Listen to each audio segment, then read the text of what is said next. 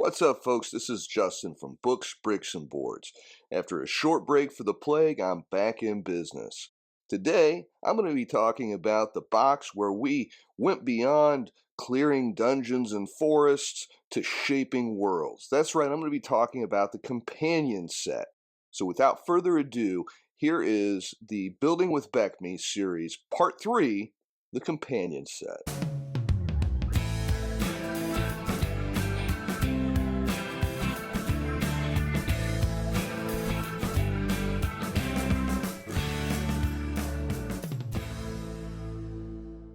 If you are enjoying the content, please be sure to like, share, comment, and subscribe, as we are trying to get the channel's battlefield rating high enough to depose the Black Eagle Barony. If you want to further commit to the cause, join the Books, Bricks, and Boards Discord, where you will find battle-hardened vets discussing all manner of RPG topics. Link in the description. What's in the box? The companion set, previously hinted at in the Cook Expert set back in 1981, didn't see the light of day until 1984 with its BECMI release. What players eventually found inside that box were 2 books adorned with the same gorgeous Elmore art that was on the outer box, depicting an armored warrior, presumably a paladin, fighting a massive green dragon with a castle on the hill in the background. Of the 2 books, the player's book clocked in at 32 pages, while the Dungeon Master's book was 64 pages. Starting with the player's book, which had a foreword written by Brian Bloom, we have a lot to cover here. First, that foreword refers to Gary Gygax as the oft-neglected leader of TSR, which is ironic since Brian was part of the group that ousted Gary from his company only about a year later. Oh, how time can change things. From that point, the book offers some thoughts on the differences in adventuring at higher levels, the pros and cons of building a keep, and a sneak peek at the paths of becoming an immortal. These are very high level, not detailed, just basically introducing the concepts. Then we dive right into stuff that is valuable to gamers at any level, with extra weapons, some with interesting effects like the net, new armor, scale and banded mail, filling in those missing AC marks, expanded unarmed combat rules covering more complex striking and wrestling options, extra stronghold discussion with prices for all those specialists to hire, and a few paragraphs on the ability check system first discussed in the basic Dungeon Master's book. Then we get into my favorite part of the player's book, the changes to the classes. With the companion set, we have progression and saves covered through level 25, cleric spells up to level 7, and magic user spells up to level 9. With clerics, we of course get expanded turning tables, but more exciting, there is the option to be a druid. At 9th level, neutral clerics can choose to become druids, taking the expected restrictions on metal equipment and losing the ability to turn undead, but gaining access to a special list of druidic-only spells. They maintain access to cleric spells other than ones that target evil or good specifically. This provides an interesting choice for players. Just a shame that a 9th level option wasn't included until the 15th level book. Staying with the theme, fighters have a few class options themselves, being able to become knights, paladins, or avengers. All 3 choices give new combat options such as multiple attacks at 12th level, smash, parry, and disarm. Any fighter can become a knight at 9th level, which aside from the combat maneuvers provides political advantages such as safe harbor at any castle on request. Lawful fighters may become paladins, which gives them some limited spellcasting, turning, and detect evil, but most exciting, the ability to wield a holy avenger sword, right? Chaotic fighters may become avengers, which are the reverse of paladins, kind of the anti-paladin. Again, all this stuff is great, but unfortunately, we didn't get the 9th level option until the 15th level book. While magic users did get 9th level spells, the selection left out some favorites, which especially includes Wish, but they can still hit you with a meteor swarm, so don't pity them too much. Thieves, on the other hand, go ahead and pity them as much as you'd like. In order to be able to show some progression for the last 3 boxes, TSR rolled back Thieves' skills across the board considerably. We suck again! reducing them from the expert set values and giving nothing in return. Not to put too fine a point on it, but the thief got robbed. We were robbed! You may rightfully be thinking that that would be the end of the class section since demi-humans capped levels in the prior book, but Frank threw us a little curveball here by allowing demi-human classes to advance in attack ranks. What are attack ranks, you might ask? When elves, dwarves, and halflings gain enough XP, they can increase to a new, better designated attack rank, which can improve to hit rolls, provide combat maneuvers, and some special abilities. Sounds suspiciously like levels, doesn't it? It basically is. That's what it is without the 1 to 2 hit points. Looks a lot like TSR felt they needed to give advancement options for the demi-humans and didn't want to invalidate the level cap, so they created a loophole. I'm actually fine with this because I didn't like the cap again. However, these were options that really would have applied as early as 8th level for halflings, and we didn't get them till the 15th level book. Seems like a theme here. The player's book feels mostly like a set of options that were meant to be included in the expert set. Lucky for us, the Dungeon Master book does not suffer from the same theme as being designed to improve the expert level. The Dungeon Master's Companion, as it is titled, covers some good conversation about how many sessions parties should play between level ups and suggested budgeting adventures to hit these session breakpoints. It is effectively backing your way into milestone leveling. While that is an interesting artifact of gaming history, what follows will divide a lot of gamers. Some will love the idea that the book provides details on running a dominion, including taxation, income, the structure of the nobility, the cost of keeping the people content, and the competitions that accompany noble festivities. With some basic rules for archery, wrestling, using unarmed combat rules from the player's book, and jousts, the rules allow groups to recreate some of the classic tournament scenes from fiction, while not needing complicated rules to do so. I think that this is handled very well, and I feel like it could easily be added to lower level games, providing players a chance to make a name for themselves or gain the favor or ire of nobles in the game world. This is a tried and true story trope that is mechanically elegant to employ. I love it. After some additional information on population satisfaction and the consequences of disgruntled populaces, we get to my favorite part of the companion set, being the mass combat rules, referred to here as the war machine. This section will be another dividing point on player opinions, as I know some will not be fans of this system. For those unfamiliar, the system measures an army's battle force rating, considering factors such as leadership, mounted warriors, archers, spellcasters, flyers, quality of troops, strategic tactics, and other factors. Then the attacking force rolls a D100 and consults a chart to see the results, which depicts attacking and defending casualties as well as positional shifts.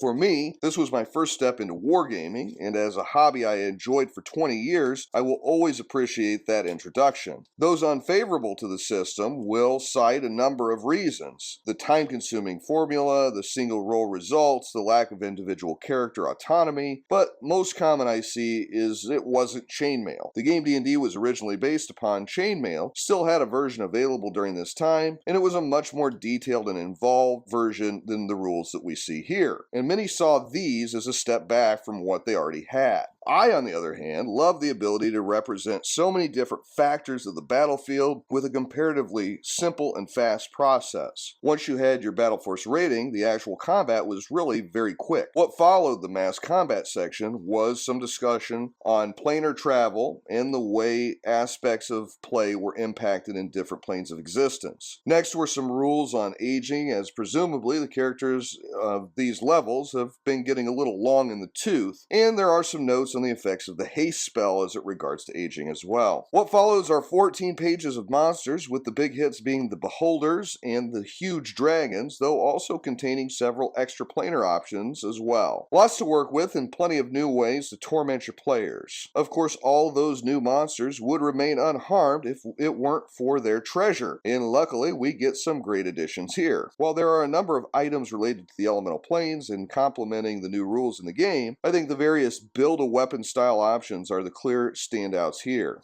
Though the Rod of Weaponry is admittedly pretty hard to beat. With 11 pages of treasure, I found one surprising omission: the Holy Avenger. I thought, well, that was odd, because this would be the book that Paladins were added to BECMI, so surely it's in here. My curiosity got the best of me, so I looked in the Masters set, and the Immortals as well. And you know what? It isn't in any of them. This is where kit-bashing additions led to the Mandela effect moments. You see, I did have a Holy Avenger in our BECMI game, and remember questing to get it. What I didn't know at the time was that my DM must have lifted it from the first edition of the game. That very memorable and impactful addition to our campaign changed my assumptions about the game. Good call, Sean. You have chosen wisely.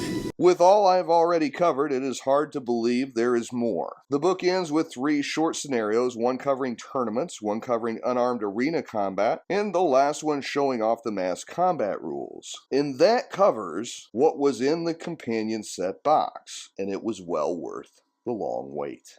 Beyond BECK.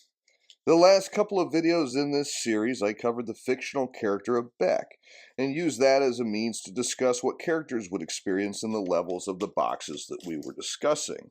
I know this segment has been hit or miss with some viewers, with Frank Mincer himself suggesting that section might be worth skipping. Point taken. But I still want to talk a little bit about what games in this box would look like. So without using the BECK's point of view, here is my attempt to broach that subject. If you missed hearing from BECK in this video, let me know about it in the comments section, and he may make a return in a later video. Companion level adventures are going to be pretty diverse and largely dependent upon whether players decide to build strongholds or travel. If they did build a stronghold, DMs get new tools to add some of the complexities of governing people as well as keeping the people safe. I know in my companion games, our DM had us clearing the enemies from neighboring lands to allow more farming, helping neighboring communities defend themselves, and constantly seeking ways to pay for it all. We didn't do much planar traveling, but it was there as an option. For my part, I enjoyed playing as a paladin, which he allowed me to retroactively do, and I distinctly remember shenanigans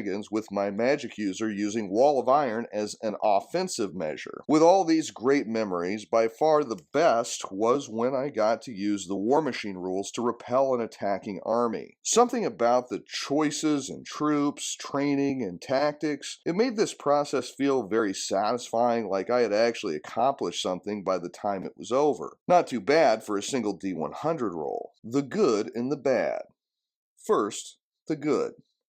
Number 1, new character options. The Knight, Druid, Paladin, and Avenger all added a lot to the game. But better than that were the attack ranks for the demi-humans, as it really allowed you to continue to play your favorite character after they would have previously been capped at a much lower level. This might not seem like a big deal, but this was your first campaign, presumably, especially one that went so high a level, and to be told that your game was over unless you start a new character in a class that you didn't really like, well, that's a bit of a downer. So being able to play your favorite halfling or dwarf or even elf, then you could, really enjoy the game in a way that otherwise was not available to you, and that's a great way to add to the game. Number 2, new ways to play. Jousting, archery, and wrestling are all really well done. They're simple.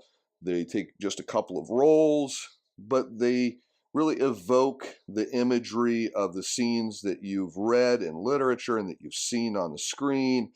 And it allows you to put those into your game without just being a simple use of the existing mechanics. They do add a little bit to it so that it feels a little bit different, a little bit off from regular combat. And I like that. I think that it really makes it feel like you're jousting. You're not just making a regular attack roll, or you are shooting an archery target. And I think that's a really good addition to the game, which I wish was in other editions of D&D, and I'm not familiar with where it would be in other editions. There are some jousting rules in AD&D, but I think these were pretty clean. Number 3, the War Machine. As I said in the section on that particular set of rules, this introduced me to wargaming, and I played war games, including one called War Machine, for 20 years. And it all started with that simple battle force rating, calculation, and roll. And I really started to understand why it was important to have a little bit better trained troops, or to make the right strategic decision rather than just running straight ahead Leroy Jenkins style. And that all came from the play of the War Machine, and I really enjoy those rules. I know they're going to be divisive and some folks aren't going to like them. Those were a big hit for me. Now the bad. Number one, the best parts were aimed at earlier levels. And I am not aiming this at Frank Mincer because I know he was under very restrictive page count expectations, and there were things that he had to get in the earlier sets. Expert set covered a lot of ground and the most important levels to get right in the game. So I get why these things didn't fit in that set. That said, as a player, I just wish that they were all part of the game earlier on, and it would have been more natural to introduce them at that time. So that's why that is one of my bads. Number two, thief skills. You knew this was going to be on here, right? And this is where the thief skills really kind of show up as a negative in a big way, because those skills such as hanging upside down and eavesdropping and all that good stuff that we got hinted at in the Cook expert set, there just wasn't room for them, and I get that. But if you're a thief player, it doesn't make you feel any better about your success results being reduced in the box up from the set you were just in. Number three, the adventures seemed a little bit tacked on after the excellent Isle of Dread and the adventures in the basic set. So I do like that there were examples of how to use the various rules that were introduced in this box, and I think that was a good decision. And it looks like Frank didn't have very many pages to dedicate to that, so he did the best he could with what he had. But I do feel like they're a little bit light comparatively to some of the great introduction adventures that we got in previous boxes. Summary. The companion set was a long time coming, but it was worth the wait. Adding classes, new ways to play the game, and the underrated War Machine rules, it really grew the BECMI line in new and interesting ways that I might add subsequent editions would have done well to learn from. As in my opinion, BECMI does these higher level games better than anything before or since. Sure, they mug the thief, but what else is new? Those are my thoughts. Now I'd love to hear yours. Did you have a memorable story from the companion set? Did you ever use the War Machine rules to good effect? Did you miss hearing about BECK? Tell me about any of this or anything else that's on your mind in the comments section. I look forward to having those conversations with you. Until next time, this has been Justin from Books, Bricks, and Boards. Good gaming, and God bless.